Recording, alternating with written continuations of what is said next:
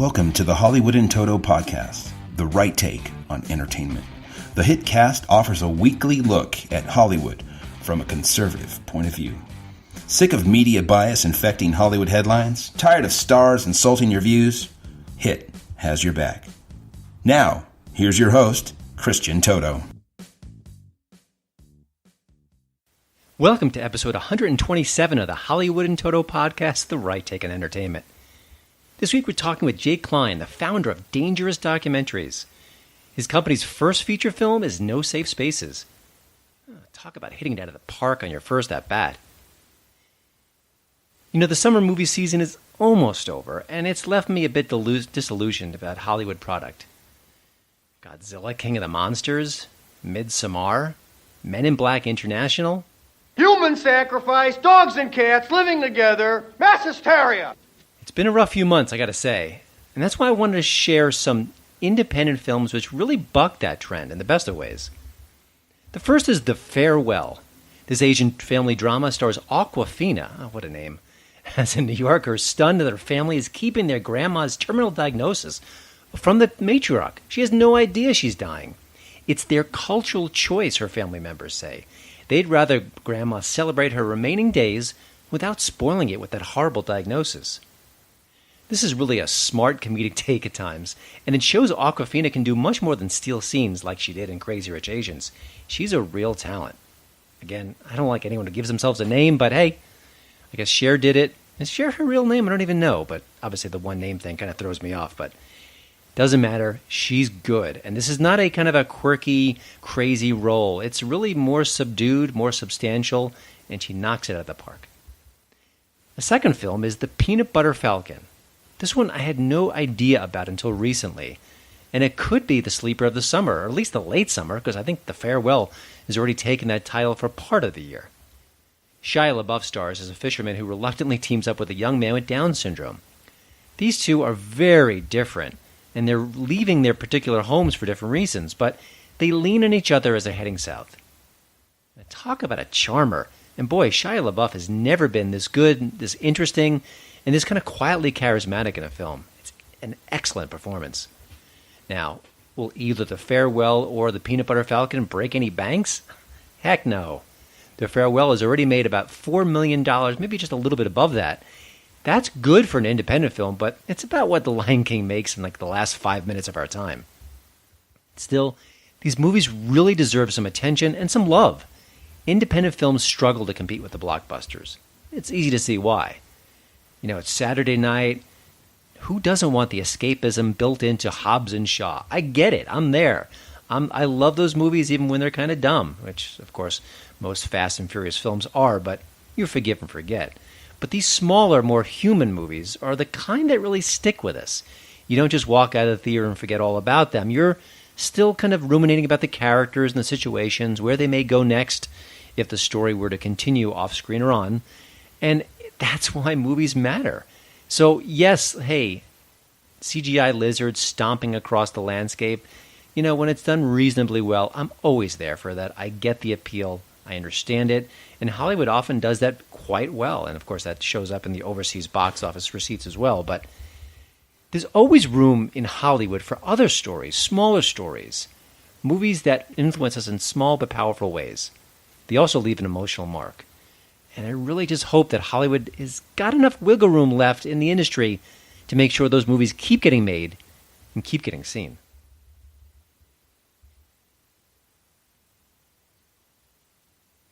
Now here's the tweet of the week.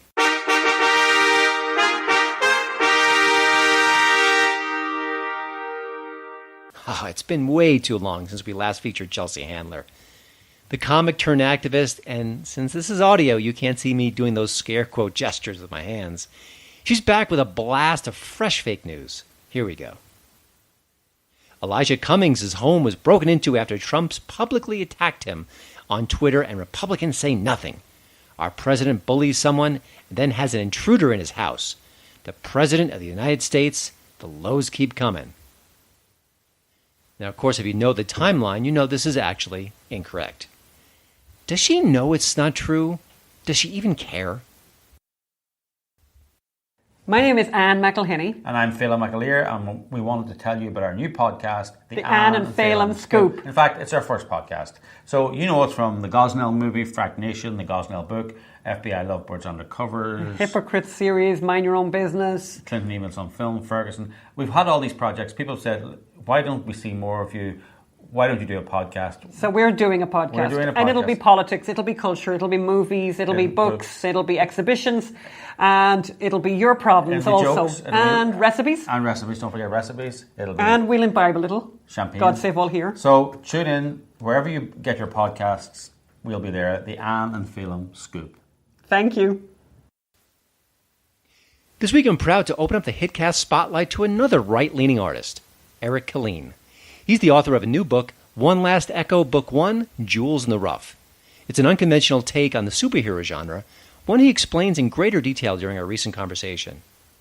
I think if you give our chat a listen, chances are you might swing over to Amazon.com and maybe order up his book. I wouldn't mind if you did. Eric sure wouldn't either, and you'd be supporting another artist on the rise. Hope you enjoyed the conversation. Well, Eric, thanks for joining the HitCast. I understand your first book, One Last Echo, Jewels in the Rough, came about kind of organically. You had the idea, and then things took a life of its own, which I think is the best way for a story like this to kind of go on. Dig a little deeper for us and share about that creative process, because sometimes we don't really have story ideas that catch fire, but this one seemed like it was an inferno. Yeah, it's weird. My brain works in strange and mysterious ways. Usually I get an idea and I start asking, well, where did this come from and where does that go?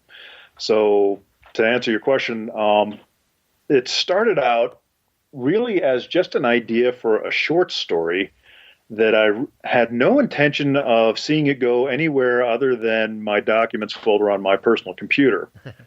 And the premise was really nothing more than a mother who is a superhero is talking to her young college-age daughter and ends up mortifying her daughter in front of her roommate. And don't ask me where that particular idea came from, but I was just, I was like, what could a mother say that would mortify her daughter? And usually it came to, well, the mother would want to see her daughter protected. Okay, so the daughter needs protecting. Does she need protection? No, she's a capable young woman in her own right. Well, the mother doesn't agree with this and says, honey, don't be so bashful. Someone could protect you. And I know this young man who's a hero and he'll be more than happy to look after you. And she's like, Mom, I don't need protection. And her mother shoots back, darling, you don't have to be so self-conscious now that you've lost all that weight. And I could think of nothing more mortifying for a young woman to have to endure than that sort of comment. And so I started with that just humorous little side story, but then it became, okay, well, who are her parents? Why would the daughter need protecting? Is there some kind of trouble in town? Okay, maybe there is trouble in town. Let's give her a nemesis. How are they fighting? And next thing I know, like you're saying, it did take on a life of its own. And I started just dealing with these characters. Turned out to have a cast of 5 young women. They met, because the daughter, she's going to have a roommate, so it would make sense that she has a female roommate. I want to give her a nemesis. Okay, her nemesis is probably going to be female as well. And it just sort of it carried on. And I wanted the story as it developed to go in places that it looked at tropes that you often see in comic books, but maybe didn't necessarily follow their exact arc. Mm-hmm. So there was a character who ended up developing a redemption story. There's a couple of them. And so, yeah, like you're saying, it just sort of caught fire in my mind. And next thing I know, I was really touching on a lot of subjects. Part of the creative process is you want to create something new for your audience, but you want to make sure you're not dragging them into wholly unfamiliar territory. Mm-hmm. And so I kept touching on various tropes that we see in comic books or action films or what have you. But I wanted to treat them in new ways. And more importantly, I wanted to examine why did these things kind of makes sense to us, because it does kind of contribute to our overall cultural consciousness. Yeah. I've talked to some different creators over the past few months, and they often tell me, yeah, I lean to the right, but I don't want to inject that directly into my stories. It's not why I'm here. I want to entertain people. What's your personal take on that? And is there someone in your life, maybe a creative partner or someone else who can read your stuff and say, hey, maybe it's getting too political, or, oh, no, I like your approach. I'm just kind of curious, as a storyteller, how you tackle that. Well, being center right, one of my biggest things are, personal freedom, personal liberty. And so in order to go with that, I can't browbeat you into believing like me. All I can do is be the best that I can be at whatever my personal endeavor happens to be at the moment, and hope that alone is enough to persuade you. And that's actually one of the biggest themes of the story is my characters, or two of the side characters, are extremely powerful, but they're not here to fight for the world to draw out certain conclusions. They're here to fight to preserve humanity's free will. Mm-hmm. And humanity's free will is one of the recurring themes throughout the series. So I try to do that, and I feel like if I'm obedient to that, then by nature, one of the second or third order effects will be that I'm not going to browbeat people politically. Yeah. I stay away from particular issues of the day, and I think as the stopgap, when I start looking for beta readers, I throw it to the wind. I don't screen my beta readers. I take who will ever reply to the call, and I've gotten a pretty wide spectrum of individuals, and I'm very happy to say that nobody's felt like I've been browbeating them on any particular issue or thought. Excellent. Well, I'm glad to hear that. I like your approach. I was kind of curious, we kind of had an email exchange before our conversation now, but you mentioned that you tried a traditional publishing route briefly and had a negative experience. Just want to see if you could share that and what the details of it were. Certainly. Traditional publishing, TradPub for short, has its ups and downs. I mean, I would kind of like to go that way because you get that whole marketing push behind you. You get to be in Barnes and Noble and other places. You get that advertising. That'd be great. I really would. But when I started looking for agents and when I started the querying process, I was noticing that a lot of the agents, and I would say when I say a lot, I'm talking anywhere from 40 to 60% of the agents out there, mm-hmm. were saying that they were looking for a particular type of person to represent, whether it be LGBT, whether it be people of color, what have you. Now, technically, genetically, I qualify because my father's side, he was half Puerto Rican, half Carib native, from which the Caribbean islands draw their name. So I think I would probably qualify as a person of color. I could probably, try and get that marginalized voice credit if I wanted to. But every time I saw advertisements saying our agency wants to represent marginalized writers, well, that was just another way of saying someone of skin color X or gender Y was not allowed to apply. And I just did not want to contribute to that mindset. It'd be the same thing as, yeah, I could probably go eat lunch at this segregated lunch counter, but I really don't want to do that if that means my friends have to go eat someplace else. That's an amazing story. I was not aware of that. And the fact that they're so open about it, boy, if I'm in their place, I just want good stories. And if it happens to be from a marginalized community, cool, but I want a good story. And I guess I'm naive about these things. But I was kind of curious. A lot of people think about writing the great American novel, their first novel, whatever you want to call it, and they don't. I've never done it. I've thought about it. I may do it one day, and I haven't. What did you learn about yourself after going through the process? Because I think even if the story is a clunker, and it sounds like it's not at all, I've read some really nice reviews of it, just getting it done is really an achievement. And I think that's a wonderful thing. And I'm just kind of curious, how did you emerge from that process? the only thing I can say is, and I say this a lot throughout my years, is there's nothing to it but to chew through it. You're going to have to do it. I mean, you can sit there and say, hey, I've got this great idea. Okay, good. You and a lot of other people. I spend a lot of time on Twitter, which I think is where we originally met for this particular meetup. Yep. And the writing community is out there, and it's like, oh, it's so hard to write. Oh, I need more coffee. Oh, I just, I'm so depressed today. And it's like, guys, it's not going to get done. I mean, I understand you've got emotions. I know it feels good to reach out for emotional validation, but dadgummit, you just got to do it. I mean, we all have emotions. Okay, I've got emotions too. Sometimes I feel like maybe this isn't the best story that I could write. But guess what? You're just going to have to sit down and do it. Otherwise, it will not get done. Excellent. Now, I understand you've got more chapters in this series already in the works. Where do you see yourself in a couple of years? Do you think this is sort of a new part of your persona where you're kind of doing this on the side? Would you want to do this full time? What's sort of your bucket list at this point, having gone to the beginning stages? Well, getting close to retirement for my main job, so that would definitely free up a little bit of time. If I had my druthers, I would continue to write. I mean, like if you were to really write me a blank check on my fate, I would probably be writing to turn this into a series for some sort of streaming service. Okay. Just because I tend to be very visual. My beta readers tell me that, they can definitely see the fight scenes, the action scenes in their head, because I try to maintain an action-oriented cinematic style of writing. If not that, then I would definitely be happy to continue writing books.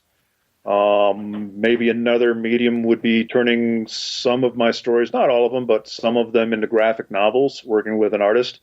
I'd like to kind of do that only because that would also mean that there would be young, undiscovered artistic talent that maybe I could bring along with me on this particular journey. I'm a big believer that once you're in my tribe, we're going to go places together. I like that. I love the attitude, and you've made me feel gently guilty for not writing my own book, which I will do someday, I promise. But, well, Eric, thank you for joining the HiTcast. We appreciate your contribution to the show and also just getting the job done. I like that. I like your stick-to-it personality. And, again, the book is One Last Echo, Book 1, Jewels in the Rough. It's available right now. You can go to the show notes page at hollywoodintoto.com, and you'll find the links there. Eric, congratulations, and keep writing. Sounds like you've found your sweet spot. Thank you, sir. It's been a pleasure. You're listening to the Hollywood in Toto podcast, the right take on entertainment. My hit tip of the week is Skin. The new movie's in select theaters right now, but if you don't have an indie theater near you, you can also see it on demand. Jamie Bell stars as Brian, a neo-Nazi who's having second thoughts about all the hate in his life and in his heart. It's not going to be easy leaving Skinhead Nation, though. One reason? Well, his face is covered in the kind of tattoos that scream ignorance with every drop of ink. Now, Skin is based on a true story, and the real-life Brian had to undergo multiple surgeries to get those tattoos removed. Wasn't easy, and it was chock full of pain. But Bell is just flat-out mesmerizing here. So are the supporting players, including Vera Farmiga. Boy, she plays a den mother of sorts behind the skinhead group, and it's just chilling to watch her. Because she's sweet, she's kind of seductive as well, and you can understand why some people might fall under her charms. It makes sense, as scary as it sounds. Danielle McDonald is excellent here, too. She plays the love interest, and again, an unconventional role, but a great performance. Now, this is another fact-based story about a bigot who learns the error of his ways. And it seems crazy, but a lot of liberal critics are just aghast at that storyline, even when it's based on true stories. They can't have bigots being capable of redemption. Why, that doesn't work out at all. Well, just push that commentary far, far aside. Watch Skin either in theaters or on on-demand services, and I think you'll enjoy it. Don't touch that dial. You're listening to my daddy's podcast. You know, I've been waiting and waiting to see No Safe Spaces for a long time now. I heard about the concept, Adam Carolla teaming up with Dennis Prager, looking at how free speech is being curtailed on college campuses nationwide, and the greater impact on the culture as well. Well, I recently got a screening link of the film. It doesn't come out until the fall, but I got a chance to look at it, and man, it lived up to all my expectations. This is why I wanted to talk with Jake Klein. He's a key figure behind the film. His group is called Dangerous Documentaries, and it launches its feature film division with No Safe Spaces. Now, when you talk about what happens at the university level, you have to understand that this is the incubation period, and we're seeing that across the culture. It's not just these crazed students shouting people down. We're seeing that sort of suppression of speech across the board, and not just with comedians, but also people just trying to share what they have to say. Ask Mario Lopez. He recently got caught by the PC police. He instantly apologized, and while I get that from a career perspective, he certainly set the free speech movement back a bit. Now, Jake graduated college just a few years ago, and he shows how things have changed so dramatically since 2014. That's how the conversation starts, but we go in different, really rewarding directions from there. Boy, I have to say, Jake seems like he's much younger than me, but he's really got a handle not just on these issues and the culture at large, but just on the stakes at play when we're talking about free speech, the suppression of it, and of course, no safe spaces. I really hope you enjoy my chat with Jake Klein. Well, welcome to the show, Jake. You know, this is going to sound a little bit hokey, and I don't like to use this phrase that often, but people really need to see No Safe Spaces when it comes out this fall. Can you talk maybe about your personal connection to the film's message and why this was important to be a part of this project? Yeah, thank you so much. So that's very kind. I graduated, I'm actually quite young, so I graduated from college in 2014. And so I was sort of on the tail end of when the extreme radical social justice movement and things like trigger warnings and stuff like that were taking off. If you look at, there have been some organizations that have put together charts of like when the words trigger warning and when other like similar terms, safe spaces and stuff like that all sort of came into vogue.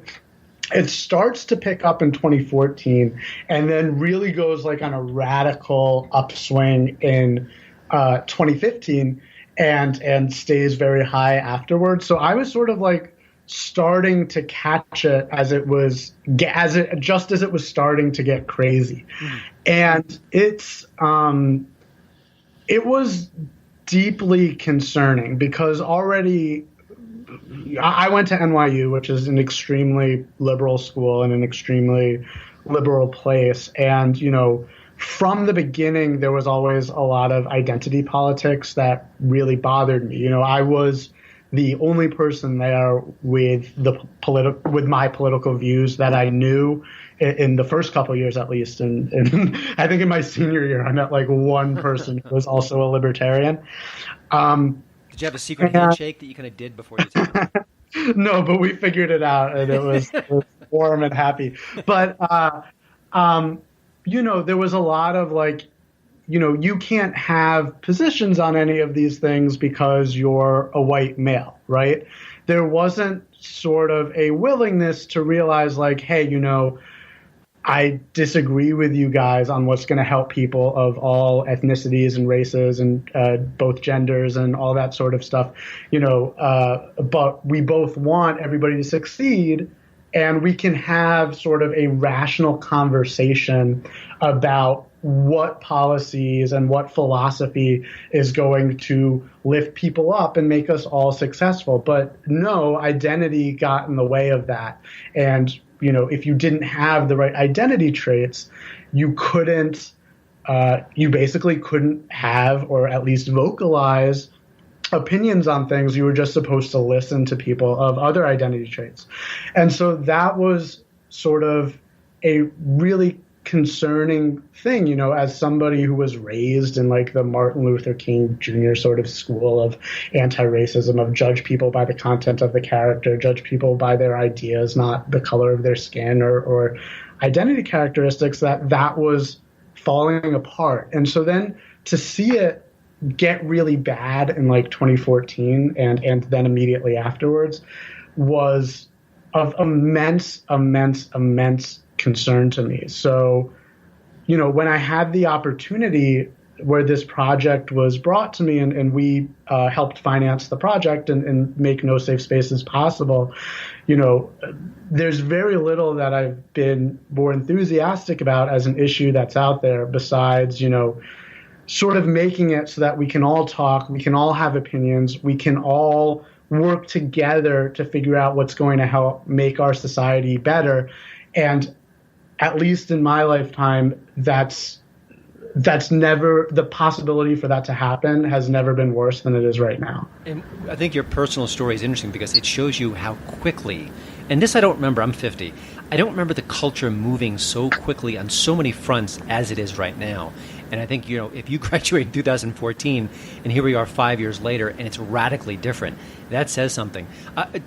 To me, watching the movie, and I was given a sneak peek at it, which I'm certainly grateful for, what jumped out at me the most was a liberal professor who was had a horrible experience. And that was the most chilling part of the film. Now, we don't want to give away too much of the movie, obviously, but is there a specific chapter in the film that you can share or talk about or even just kind of hint at that speaks to you as saying, this is why I made this movie? Well, I assume you're talking about the Brett Weinstein story when you say that? Yes. Yeah. I mean, first of all, I'm just completely on the same page as you, where that is definitely... that is the most extreme and most scary story that's happened so far. I mean, if your listeners don't know about it, although I'd be surprised if they don't, because there were sort of like two stories around this whole thing that became major national news. One was, of course, the Milo riots at Berkeley, and the other one was that Evergreen State University story with Brett Weinstein. So, I think most people know about it, but just to see this sort of like mob mentality and what happens when a culture gets taken over by those ideas is like super, super concerning. The other one that I'd say is the Lindsay Shepherd story. For people that are unfamiliar with that one, there was this graduate student named Lindsay Shepherd at a Canadian university, and she showed a clip in class while trying to teach about like why grammar matters, or the clip was, it was Jordan Peterson and a transgender activist professor debating about the value of non-binary pronouns. And, she was brought into a meeting and told, you can't even show this debate because these, 18-year-old college students are too young, and, we can't teach them the wrong ideas. And, I'm somewhat sympathetic to the notion that there are certain ideas that, even if they should be allowed on a college campus, maybe professors shouldn't sanction. Like, I don't think like colleges need to hire like Nazi professors or anything like that, but, there are things where we're still sort of figuring out how we're going to deal with this as a society. And transgender pronouns, or rather non-binary pronouns, especially specifically, are really one of those areas. And so to say there is only one opinion that's allowed, to create an orthodoxy around that, it means that we just have two sides in our society that don't understand each other, can't communicate, can't work together to like talk through how our society should function. And at a period in time where, that was Canada, granted, and in America, it's our division is much worse.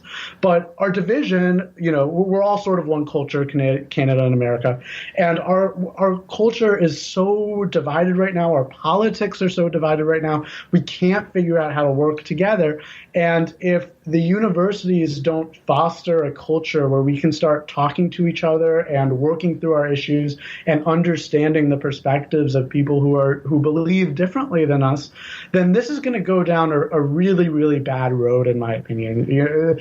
I'm not saying it's going to lead to civil war or anything like that, but it's definitely possible. And even if not that, little skirmishes of violence that we're already seeing when Antifa does stuff or the alt-right does stuff, and people just getting radicalized towards extremes. That's really, really scary stuff. And it's fully formulated by people not seeing other people and not being able to understand where they're coming from. And if stuff like what happened to Lindsay Shepherd continues happening at universities across our nations, like that division is just never going to get fixed. Yeah, it's a great point. And I also want to mention, when you see people on college, and the film showcases this, you look at their faces as they're shouting down their peers or shouting down that specific professor. It's hard to describe my reaction, and I think it's frightening. So one of the things, now the film sort of has more right-of-center voices than left. I mean, Adam Carolla is sort of tough to pigeonhole, but Dennis Prager is certainly right-of-center. And then you've got a few people like Van Jones, who I thought was one of the most eloquent voices in the whole film. But I suspect that this is going to be sort of categorized as, it's a conservative documentary, it's partisan. And I think people will try to dismiss it from that perspective. Do you have any defense against that? Is there a way you can kind of get around that? Because I know that's not what you want with this project. That's not the goal here. It is tricky. Listen, we're going to be doing a lot of things to get this movie in the hands of people that need to see it. We're already talking to a lot of college groups about screening it on campus and stuff like that. But, it's going to be mostly conservative groups screening it. Hopefully they'll be able to bring in a wider audience of people that are interested. And we do have a lot of left-wing voices in the film who just disagree with the rest of the left on this free speech issue. We have Van Jones and Cornel West, who are people I just could not disagree with more on so many issues. But they agree with us on this, and I think that's great. But, I think the mechanism of action for the film is still going to be, this is primarily going to reach conservatives and libertarians and those on the right. But by educating them to be really, really smart on this issue, they're going to go back into society and they're going to be able to talk to people and they're going to be able to advocate for these views and, hopefully change minds spreading out that way. But what I'd also add is, even though our film's not going to be perfect for that exact mechanism of action, listen, it's just the case that when you're making a movie, there are financial models and you have to have a base and you have to target your base. And that's just how you make money with a movie. And this is an endeavor that needs to, see returns. Yeah. But I want to shout out to one group called Heterodox Academy, which is a nonprofit organization co-founded by Jonathan Haidt, who's a social psychologist who's done a lot of work on our political divisions and why people have different political viewpoints.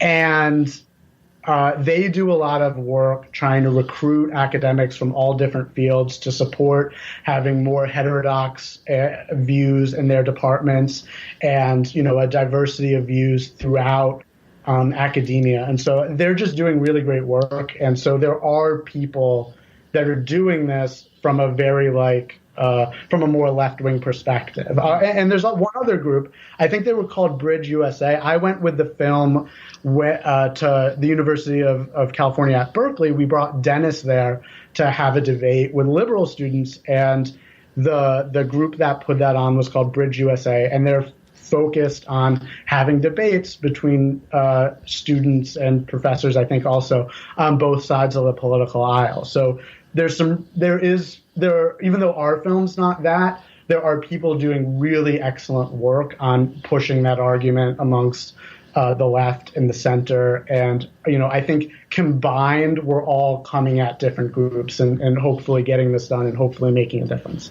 That's really good to hear. Two quick notes. One, I'm going to have links to a lot of these different organizations and also to the stories behind Brett Weinstein. Is Brett Weinstein? Do I have the name right? The liberal professor? Yes, that's correct. And also Lindsay Shepard. So if you go to HollywoodInToto.com, you can find out more about that. Of course, you're going to see the movie too, but this will have even more background. And this isn't even a question, but I just want to say it out loud. My wife is very liberal, and we're sort of an interesting couple in that we have very different political views. And I thought, oh gosh, I need to watch the movie again and watch it with my wife to see what she says. And then another part of me says, oh gosh, what if she agrees with the protesters? So that's my own burden to bear, but I just had that thought and how to share it. Your group is Dangerous Documentaries, and you talk about expressing ideas that are outside the political sort of Hollywood purview. Do you run into problems or resistance? Or I know that your organization is fairly young, and you're a fairly young person. Are there obstacles in your path at this point, or have things worked out well? Or how would you describe, going against the tide in an industry that's pretty aggressively left? Yeah, well, No Safe Spaces is our first feature film, and so that's a good first feature film to have. Because it is going to have a very large-scale release relative to documentaries. And you've interviewed, I know, Mark Joseph in the past, who's one of the lead producers on the project. And so he's also worked on Dinesh D'Souza's documentaries, which are the first two are two of the highest grossing documentaries of all time. So long as people turn out, we're pretty optimistic about how this might do, but it's definitely taking a very non-traditional release route. So far we've mostly had relatively positive experiences, but there is no question that we're working overwhelmingly outside the traditional industry, and I can't. This project's not announced yet. But there's a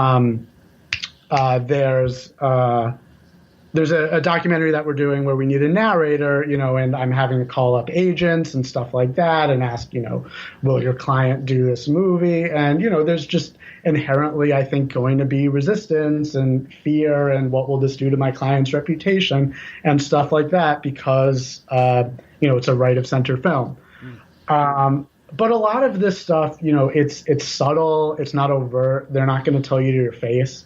So it's hard to get a perfect handle of how much is just, business, business being business, and how much is, discrimination against right of center views. So I can't really perfectly answer that. Yeah, no, it's okay. Sometimes the answers aren't perfect, but they are illuminating at the same time. I was kind of curious. You mentioned this is your first feature film, but you've got other projects that are up. One is up right now on DangerousDocumentaries.com, and that is Architects of Woke, which is a great title. Can you tell us a little bit about that? And again, when people, they can see it on your site, but just tease it for us, because I watched a little bit of it, but I think people need more insight into what makes it tick. Yeah, so The Architects of Woke is a web series that we're doing with a filmmaker named Rob Montz, and what it's about is, who built this woke culture? And woke is like, the buzzword that the young left uses for, social justice, aware of PC attitudes, all that sort of stuff. And with Architects of Woke, because it's about who built it. The first episode we did was about Judith Butler, who is a feminist and gender theorist at UC Berkeley, her ideas are very much responsible for the notion that gender is not a binary or not even a bimodal distribution, but an endless spectrum. And we can get more in depth on that if you want. And then the second episode was about a Slovenian communist philosopher named Slavoj Žižek, who's very popular amongst modern young Western communists.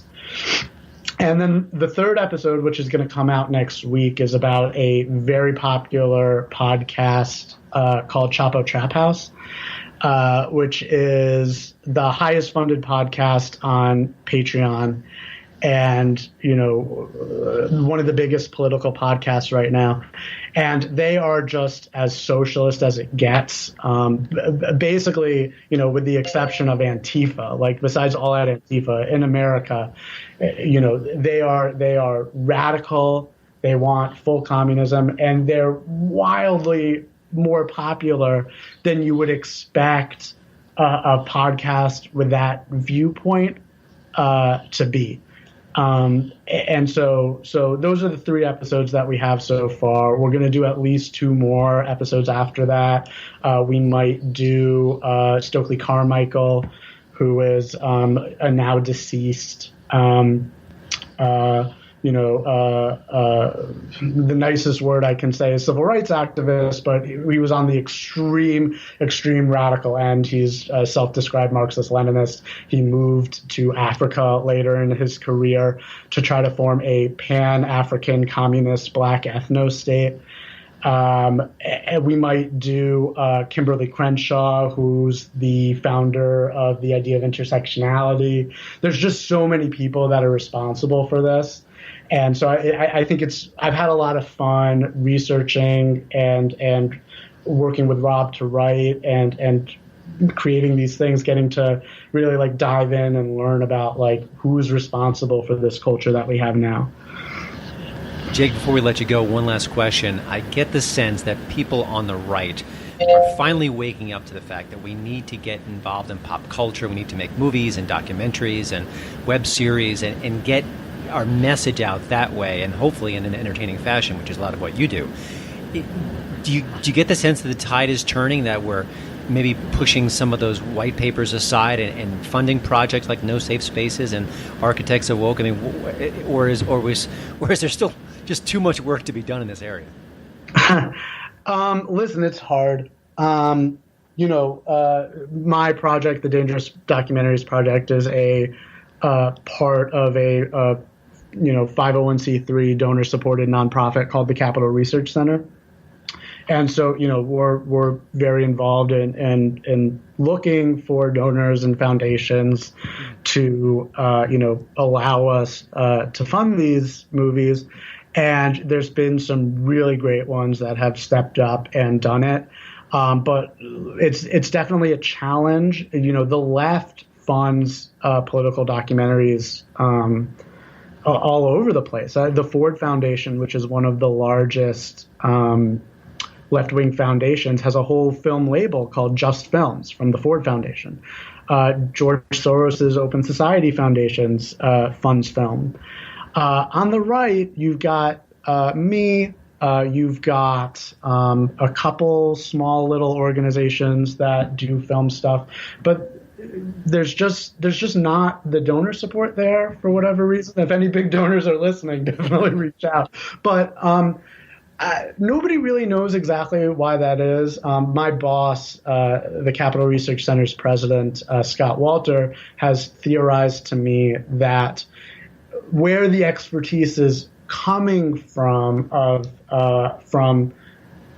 big money left-wingers is, they got it in media. So they, a lot more people there, they understand marketing, they understand reaching people, all that stuff. As where a lot of the big donors on the right, they come out of the energy industry, they come out of, just a lot more like traditional industrial stuff. Mm-hmm.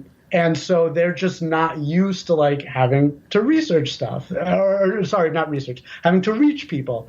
They're more used to like creating a product and that's it, And maybe he's right. Maybe it's something else. But, I do think it's really important that if the political right wants to be able to reach more people, then we focus not just on white papers and stuff like that. And I don't want to say that doing policy isn't important. I have a lot of friends that are in that sort of work and they just do great stuff. But yeah, we have to work on stuff that can actually reach the general public, that can reach young people, that can reach people who are convertible. I was on.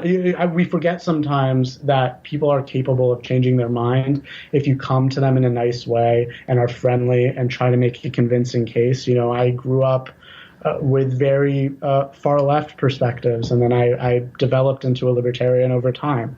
So we're never going to do that right if, you know, the big money on our side doesn't understand reaching people and put their resources into trying to reach people. And there's definitely some great people that some great donors and foundations that are doing that. And thank you to every single one of them that's ever funded me or other efforts to do the same thing. But we need more. We definitely don't have enough. Yeah. A quick note about No Safe Spaces. It may not be a huge budget movie. It looks good. It is sharp looking. It's really slick. A lot of the sequences kind of pop off the screen. And it's also entertaining and funny at times. And I think that's a nice balance. So this isn't sort of a low budget fare where you can kind of tell it looks good. And I think it's one of the main things that right-of-center art has to do. You have to kind of compete on the same level. Otherwise, it's going to be dismissed. So that's just a quick aside. But thank you. That's very kind. And I'm like, I can't express how thrilled I am with how this movie's turned out. Like, it's really good, and I can't wait for more people to see it. Yeah, I can't either. But and I'll be talking about it more on this podcast and also at HollywoodInToto.com. But for now, I just want to thank you, Jake, for joining the HitCast. Please rush out and see No Safe Spaces the nanosecond it hits theaters this fall. It really deserves your support, and it might just change the culture if enough people see it. You'll also want to check out the Politically Incorrect Guide. It's a video series coming soon at DangerousDocumentaries.com, and of course, Architects of Woke, which is available right now. And Jake, thanks so much. I'm really glad we connected, and I suspect this will not be our last conversation. Thank you so much. It was really great talking to you, and I hope we do it again soon. Well, thanks again for listening. Don't forget to check out HollywoodInToto.com for both the show notes and, of course, the latest entertainment news. Please follow me at Twitter at HollywoodInToto. And we'd love it if you leave a podcast review over at iTunes. See you next week.